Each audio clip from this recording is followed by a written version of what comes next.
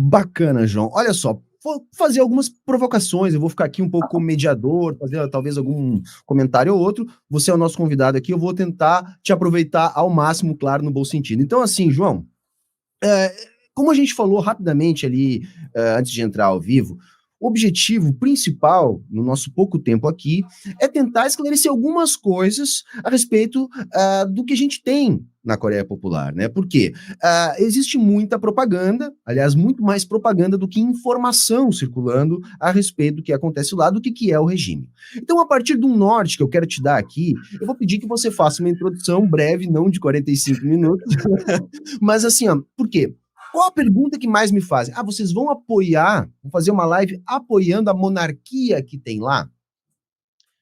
Então, é claro, é evidente que o pouco conhecimento que eu tenho do tema já me dá segurança para afirmar que não é bem assim, que o poder lá não é concentrado na figura do Kim Jong-il. Então, claro que para poder explicar isso, você vai ter que fazer uma pequena digressão, enfim. Então, assim, ó, tenta explicar para a gente, em linhas gerais, tá? Por que que não é bem assim, né?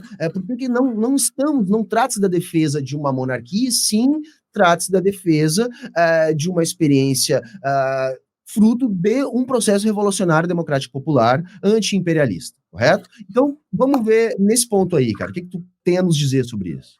Cara, a primeira coisa que eu vou fazer, e eu vou deixar o link no chat do YouTube ao vivo, depois vou te passar para que você possa colocar na descrição, que é a coisa mais irônica do mundo. Não, eu não posso colocar endereço de web no YouTube, eu vou pedir para você colocar depois na descrição do vídeo. Mas um dos melhores textos que já foram escritos sobre o porquê de a Coreia Popular, a Coreia do Norte, não ser e nunca ter sido uma monarquia, foi escrito por um blog ANCAP. Eu sei do seu amor particular, né, pelo ancapismo.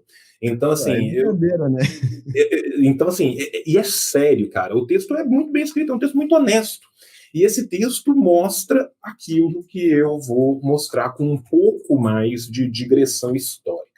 Se a gente for pensar nas divisões do período, periódicas, né, que a gente pode fazer de uma historiografia mais tradicional sobre a Coreia, e aqui eu tenho que falar de uma pessoa que eu esqueci de me falar no primeiro momento, que é o professor Paulo Vicentini, né, que é daí do Rio Grande do Sul, ele sim, de fato, um verdadeiro e grande especialista em Coreia Popular, e aqui eu sigo muito a divisão dele, que é uma divisão que não é exatamente dele, é uma divisão que toda a historiografia que vem trabalhando contemporaneamente, né, na contemporaneidade com a Coreia Popular usa, né, eu não sei se daí dá para ver, deixa eu abrir aqui para ver se eu consigo colocar, mas se eu virar ali em cima, essas prateleira aqui, essa parte toda aqui desse canto aqui é só livro de Coreia.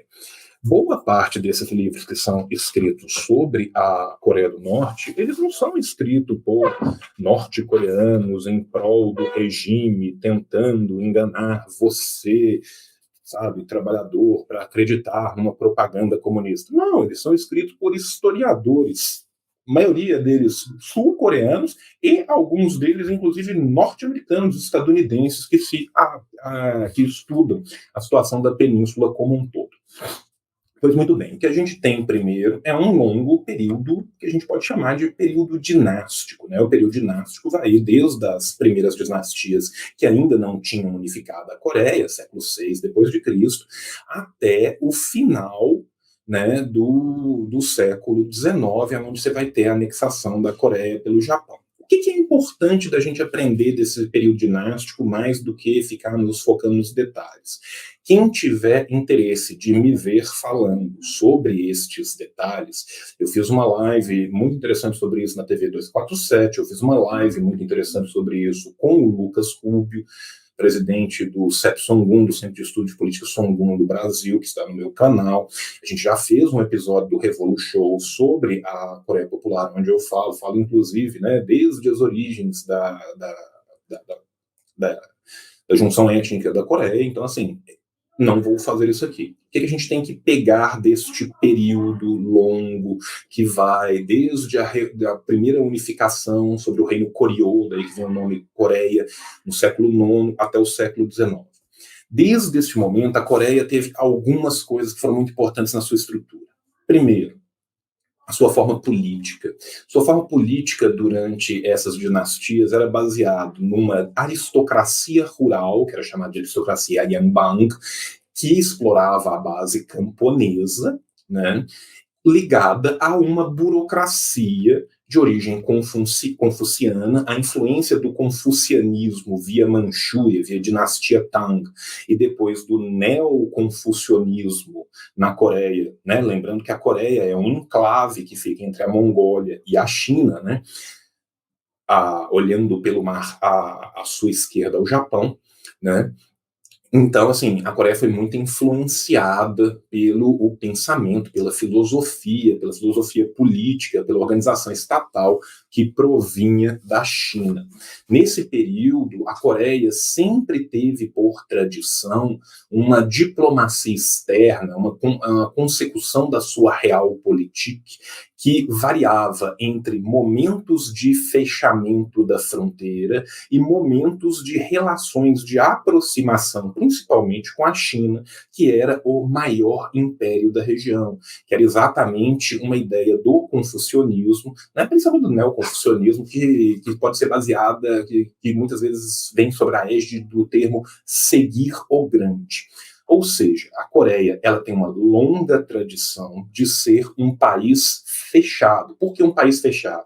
Porque a Coreia, como um país pequeno, um enclave geopolítico muito importante, entre impérios muito maiores, sempre foi alvo de ataques. Foi ataque dos povos mongóis, foi atacada pelos povos japoneses e, posteriormente, no século XIX, sofreu, assim como toda a Ásia, os ataques do imperialismo e do colonialismo. Vamos passar adiante, então, e vamos pensar o que foi esse final de transição do período dinástico e o que foi o imperialismo nipônico na Coreia.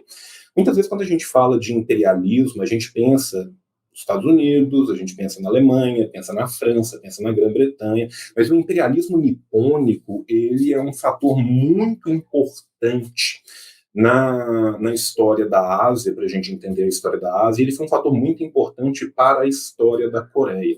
Desde 1865, as armadas ocidentais já tentavam abrir à força os portos coreanos, que mais uma vez se encontravam fechados.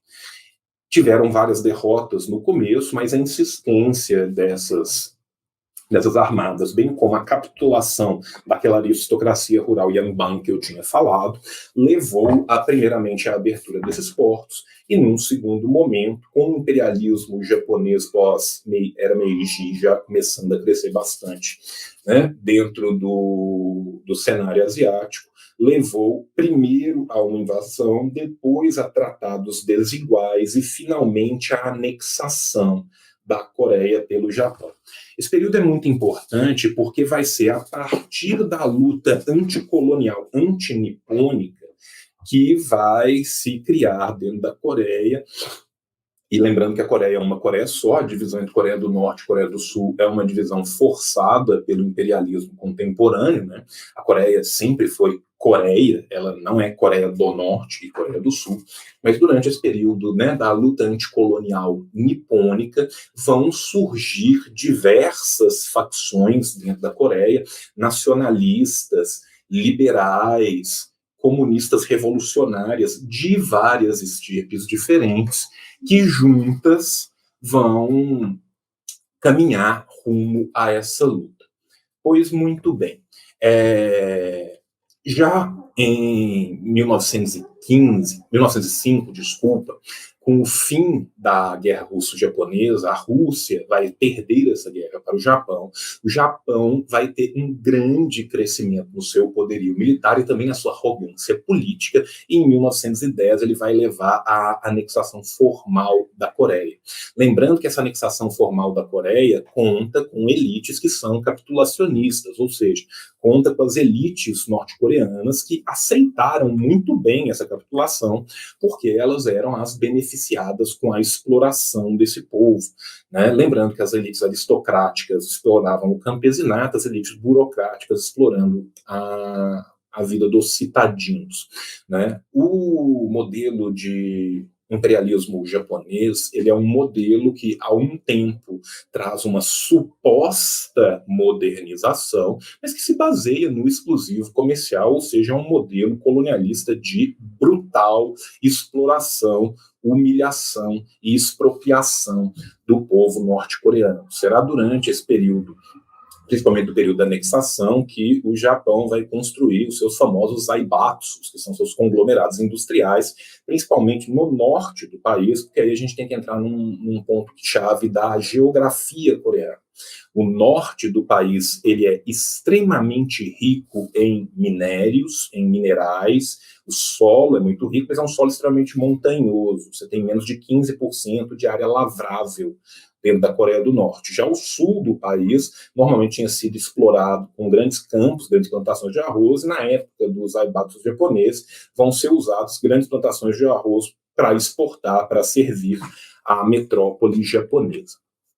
Pois muito bem, vamos caminhar mais um pouco aqui para a gente pensar o que vai acontecer.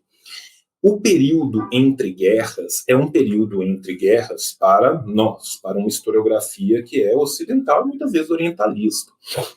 A verdade é que a periodização que nós damos para a Segunda Guerra Mundial de 39 a 45 é a periodização dessa guerra na Europa. A guerra e o colonialismo já vinha se desenvolvendo com muita força por toda a Ásia, né? Lembrando que concomitantemente no período entre guerras, da guerra, né, Segunda Guerra Mundial, na China estava começando, né, a formação do Partido Comunista Chinês, sua guerra prolongada de libertação nacional, lembrando, por sua vez, que a China é fronteiriça com a Coreia do Norte, a região da Manchúria é uma região que une a China à Coreia do Norte. Vez que o imperialismo japonês se tornava cada vez mais cioso do seu domínio, se tornava cada vez mais brutal. A gente tem que lembrar aqui o que foram as mulheres de conforto, as mulheres coreanas eram estupradas pelos japoneses. Os coreanos não podiam sequer ter seus próprios nomes coreanos, eles tinham que adotar um nome japonês. Não se podia falar coreano na rua, não se podia ensinar o coreano nas escolas, para aqueles poucos que ainda tinham acesso à escola. A exploração do campesinato, ela cresceu tanto nesse período que você teve diversas revoltas rurais, porque as pessoas não tinham comida para comer. Chegava a 80% as taxações combinadas sobre as plantações do que era a aristocracia Yanban coreana, capitulacionista e colaboradora, aliado ao exclusivo da metrópole colonial japonesa. Vai ser neste momento que vão nascer as intestinas lutas de liberação da Coreia. Essas lutas vão nascer principalmente fora da Coreia, né? Uma vez que dentro da Coreia existiu uma grande presença armada militar japonesa, opta-se por lutas fronteiriças, por entradas e saídas. Os revolucionários, né, que depois vão se unificar no Exército Nacional de Revolucionário Anti-Imperialismo Nipônico, vão principalmente se radicar ali na Manchúria, né, enquanto Syngman Rhee e esses outros líderes, que vão ser os líderes da Coreia do Sul, que eram basicamente líderes liberais, né, vão se radicar na China, mas mais ao sul da China.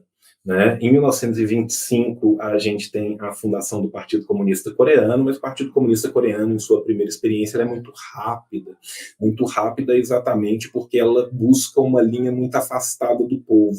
Vai ser então que Kim Il-sung, né, vai ter uma ideia, que vai ser uma ideia muito correta, que, né, a praxis material como critério de verdade nos mostra o que aconteceu, que é buscar uma linha mais próxima ao povo, uma linha mais próxima ao campesinato, visto que eram os camponeses, a maioria dessa população. A Coreia, então, um país semi-feudal e que antigamente era semi-colonial, já virando desse, de fato, colonial, e com a ideia de criar esse exército revolucionário em guerras de guerrilhas, e à medida que fosse avançando no território, fosse libertando esse território, as reformas iam sendo feitas. Inclusive, a reforma agrária que foi feita na Coreia foi uma reforma muito mais rápida, deu muito mais certo e foi muito menos violenta do que, por exemplo, a reforma agrária que foi feita na China. Condições também dos motivos da própria extensão chinesa, da forma como se deu a guerra, dos 3 momentos de idas e vindas do exército, né, popular do Partido Comunista Chinês, e também das próprias características da Coreia, que permitiam que via Manchúria se entrasse ao norte e depois fosse descendo. Caminhando um pouco aí para a gente, né, ter tempo de responder as perguntas com calma, de conversar melhor, a verdade é que desde a década de 30, né, você vai ter algumas grandes vitórias da guerrilha, das redes de guerrilha, principalmente no final da década de 30. Isso vai levar com que boa parte do norte já consiga encontrar a sua liberdade. Essas primeiras reformas que eu falei vão podendo ser feitos, né? Então, assim, o que o Kim Il-sung está apresentando é exatamente esse projeto nacional antes de ser um projeto socialista. O socialismo para o Kim Il-sung, ele é um horizonte, ele mantém sempre, mantém até hoje o seu horizonte revolucionário, né? Mas esse foi um projeto primeiro de libertação nacional contra, né, o colonialismo japonês. Pois muito bem, com o final da Segunda Guerra, o colonialismo japonês derrotado, na Coreia do Norte já tinha começado, desde o final da década de 30, como eu falei, com as grandes vitórias do Exército Revolucionário, a formação de vários, digamos, sovietes, né? A formação de vários conselhos populares que uniam, no caso do campo, os camponeses, os trabalhadores do campo, e nos casos das regiões citadinas, aqueles radicados na cidade, proletários, pequenos intelectuais e tudo mais. Isso também começou a acontecer no Sul. Porém, se não obstante, a gente tem que lembrar que no final da guerra a gente tem uma sequência de tratados, né, a Carta do Atlântico, a Conferência do Cairo, né, até chegar na Conferência de Alta, que vão fazer a divisão da Coreia em zonas diferentes de influência a partir do paralelo 38. Pois muito bem, no norte, esses conselhos já tinham subido muito. Papai tá lá, filho, dá um oi lá, pessoal, tá todo mundo ao vivo. Isso. No norte, esses conselhos já estavam muito avançados. No sul, os Estados Unidos tentou minar esses conselhos de todas as formas possíveis. O que aconteceu foi que, numa escalada, primeiro política, depois retórica, depois militar, vinda do Sul, os documentos hoje nos mostram que os primeiros ataques vieram do Sul, por mais que já houvesse uma militarização da fronteira, por mais que já houvesse uma tentativa de reunificação da Coreia como um todo. A Coreia sempre foi Coreia, gente, a gente tem que lembrar disso. É a mesma coisa se hoje em dia alguém partisse Brasil do Norte e Brasil do Sul, tá? E começa, então, você tem a eclosão da Guerra da Coreia. A Guerra da Coreia, ela é um massacre do povo coreano. Os Estados Unidos vai usar contra o povo coreano napalm, os Estados Unidos vai destruir barragens para matar as pessoas soterradas e destruir as colheitas. Os Estados Unidos vai destruir 85% dos prédios da infraestrutura elétrica e da infraestrutura viária do país. Os Estados Unidos vai matar 3 milhões de pessoas daquilo que era à época uma população de 9 milhões de pessoas. Ao fim da guerra, o fim da guerra nunca existiu. A gente tem que pensar que o armistício que a gente tem hoje é um armistício. Você não tem um final da Guerra da Coreia. A Guerra da Coreia é um conflito que continua até hoje. Mas com o armistício de Panmunjom começa, de fato, a construção do Estado norte-coreano sob a égide de Kim Il-sung, que era o líder desses guerrilheiros que fez todo esse processo de libertação nacional.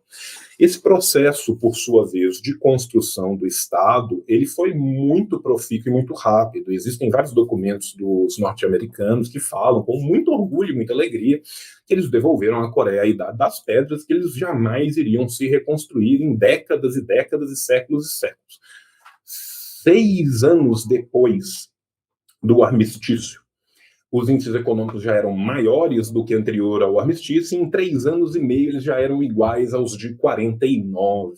Ou seja, esse período de reconstrução e de criação da ideia Juche, né? A ideia Juche não foi criada nesse momento, mas ela vai ser aprofundada nesse momento. Lembrando que Juche é exatamente depender de si mesmo. seguir o seu próprio caminho, uma ideia de autonomia. Essa ideia de autonomia também, ela nega uma das pechas que a Coreia Popular tem, principalmente dentro da esquerda, que é uma ideia muito louca de que a Coreia Popular era simplesmente uma continuação stalinista. Na verdade, nunca houve, entre aspas, stalinização da Coreia, até porque os russos saem em 48, e a Coreia jamais entra, por exemplo, no Comintern, né? Então, e ela não entra no Pacto de Varsóvia. O que ela faz é ter trocas que eram muito importantes para ela economicamente, principalmente com os países do leste europeu, mas ela nunca quis ter a sua economia em complementariedade com a economia ou russa ou de Alhures, exatamente por essa ideia justa, que é a ideia de reconstruir o país em sua autonomia. A Coreia sempre buscou a sua autonomia, e a Coreia sempre buscou a sua autonomia em meio a impérios gigantes desde a antiguidade. Então é importante a gente conhecer um mínimo possível da história desse povo, né, para a gente evitar de repetir algumas mentiras muito rasteiras que são ditas sobre eles. Continuando, se os anos 50, 60 foram esse período, os anos 60, 70 vão ser um período de movimentação pendular da Coreia, ora flertando mais com a União Soviética, ora se apoiando mais no seu parceiro tradicional, a China, exatamente por causa das mudanças que ocorrem, né, no cenário internacional como um todo e por uma necessidade de um crescimento contínuo no país. Vamos só lembrar aqui que no final da década de 70, a expectativa de vida do cidadão norte-coreano era maior do que a expectativa de vida do cidadão da Coreia do Sul. O que a gente vai ter depois na Coreia do Sul são vultosos aportes monetários do capitalismo como um todo, exatamente para criar ali um estado de contenção.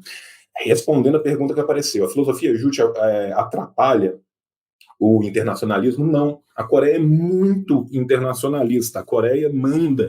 Primeiro que a Coreia é internacionalista desde o berço do seu nascedouro, né? A grande esmagadora parte dos revolucionários que formaram o que depois veio a ser o exército da Coreia do Norte, lutaram nos exércitos antinipônicos, da guerra antinipônica de guerrilha, e lutaram também na guerra de libertação chinesa, muitos deles tendo feito parte do PCCH. Né? Você tem vários revolucionários coreanos que tiveram cargos muito altos dentro do Partido Comunista Chinês.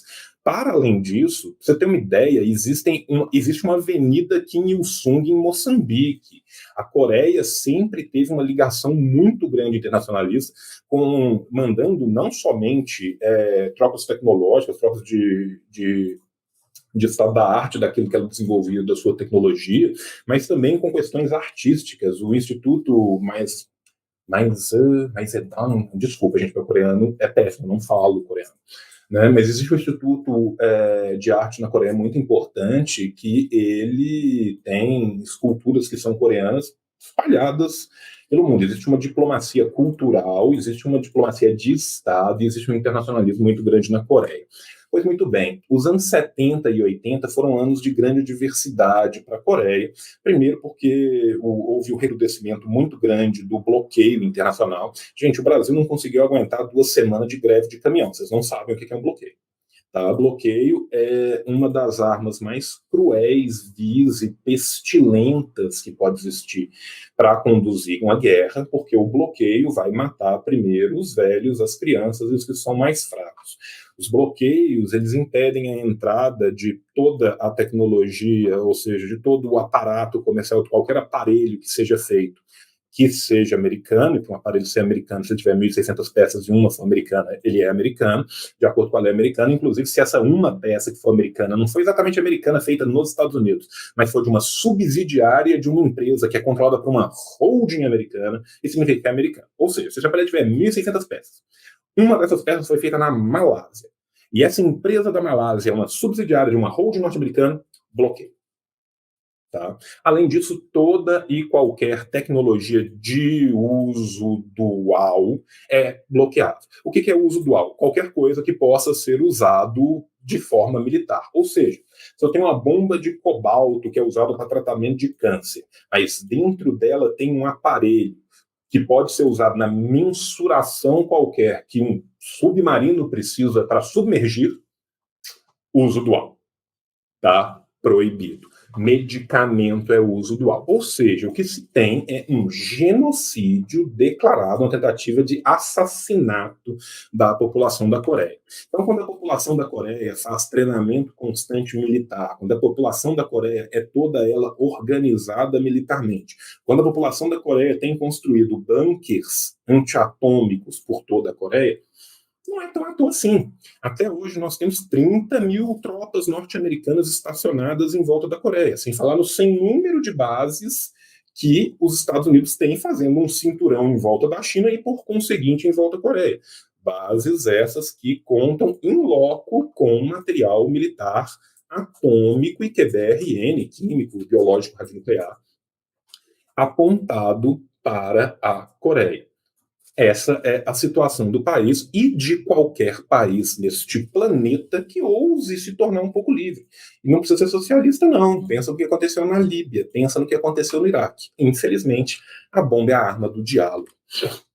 Voltando, então, para esse final do período dos anos 80, no final dos anos 80, virada dos anos 90, nós vamos ter, então, a queda da União Soviética, e aí vai ter o período que é chamado de Marcha Penosa, onde a política Songun vai ser aplicada. O que significa Songun? Songun significa militar primeiro, e significa que os investimentos serão voltados fulcralmente para a área militar para garantir a continuidade da existência do Estado norte-coreano.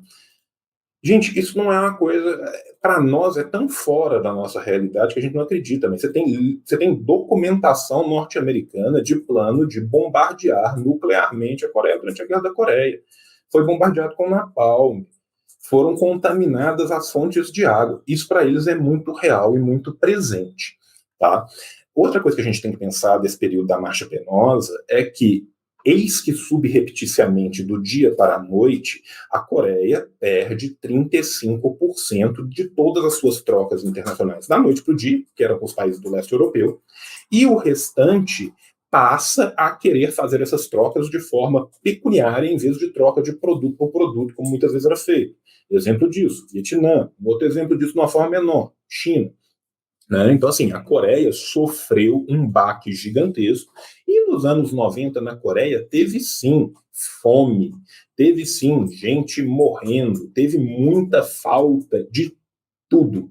E nesse sentido a política Songun ela foi brutalmente inteligente. A Coreia é um titiquinho de país, pequenininho, a penínsulazinha pequenininha no cantinho da China. Você mal consegue apontar ela no mapa, tá? Qual que era a possibilidade real da Coreia estabelecer um grande exército comum? Tanque de guerra, granada, lança-míssil, avião, porta-avião, caralho a quatro. Nenhuma. Não tem dinheiro para isso, não tem como se manter atualizando essa tecnologia o tempo todo sem aporte financeiro. O que eles fizeram, então? Eles desenvolveram a sua tecnologia nuclear, porque essa sim é de uso dual. A tecnologia nuclear ela pode ser usada para fonte de energia. A tecnologia nuclear ela precisa de toda uma rede de satélites que vai dar a garantia de controle de comunicações internas. Controle de comunicação interna é uma coisa que a gente não pensa o tanto que é importante, o tanto que é necessário, mas é. É só lembrar, muito pouco tempo atrás, Dilma de um lado, Barack Obama do outro, para a gente lembrar que a CIA invadiu todos os nossos e-mails governamentais durante a época daqueles que boa parte de uma esquerda liberal adora pintar como um herói, mas não consegue nomear 5 lugares que ele mandou bombardear com um drone e matou criança. Né? Então, assim, este é os Estados Unidos da América. Não nos enganemos contra aquele que é o maior inimigo do povo mundial, não só do povo coreano. Pois muito bem, tanto a política Songun, a desenvolvimento do programa nuclear, desenvolvimento esse que foi usado diplomaticamente, gente. Desenvolvimento não é simplesmente o país inteiro vai passar fome e vai ficar um cientista nuclear com um cabelo gigante para cima, igual o Bickman, tentando fazer a bomba sem parar 24 horas por dia, não. Esse desenvolvimento foi usado diplomaticamente para negociar diminuição do bloqueio, transferência financeira, transferência de tecnologia, transferência de remédio, ou seja, existe muita gente pensando. E as pessoas têm um personalismo bizarro, que é muito arraigado no brasileiro, que eles acham que, tipo assim, o fulano de tal faz tudo. O Estado é o cara, sabe? Como se não houvessem 10, 20 milhões de pessoas que trabalhassem naquele lugar, como se não houvessem centenas de milhares de pessoas organizadas num aparato, né, para pensar essas coisas em conjunto.